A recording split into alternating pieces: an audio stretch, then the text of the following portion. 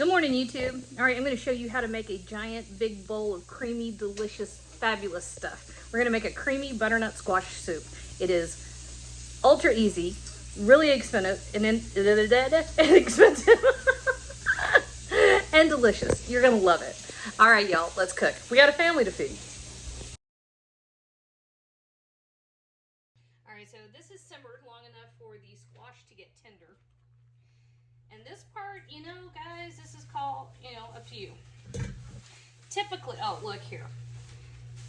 Pull your thyme stems out. The leaves have already kind of dropped off into the soup. And they've pretty much given up all their flavor anyway. So I'm just doing this partly to get the thyme out of there, which is hot. Partly because we're going to puree it, which, strictly speaking, you don't really have to puree it if you don't want to. I just think it's a much nicer texture. So at this point,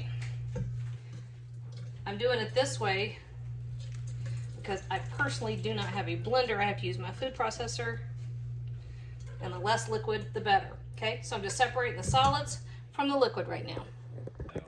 I'm gonna use this. Okay, so here we go. I just put the puree back in here. We're gonna get it combined back up with the liquid that was the broth that we simmered the vegetables in. You wanna hang on to that because that's where all the flavor is. So, Blade and I were talking about it. I don't think it needs any more cream. I think that was plenty, the little splash that we put in there. Call it 1/4 cup. And then let's see.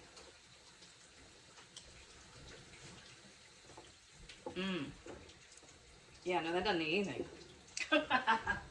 That right there is exactly how it should be. All right, I'm getting a bowl. All right, here we go. Why you don't tell me anything? You don't walk into where I'm cooking. The boys are hungry. If y'all can't tell from this video, they're just kind of being stalkery in the kitchen.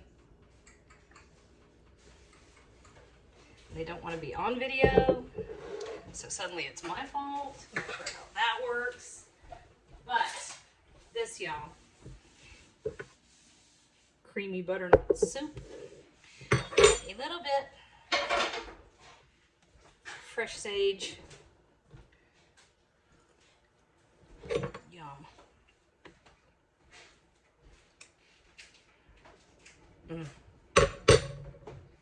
All right, boys. Y'all can have it now. You're gonna thank me.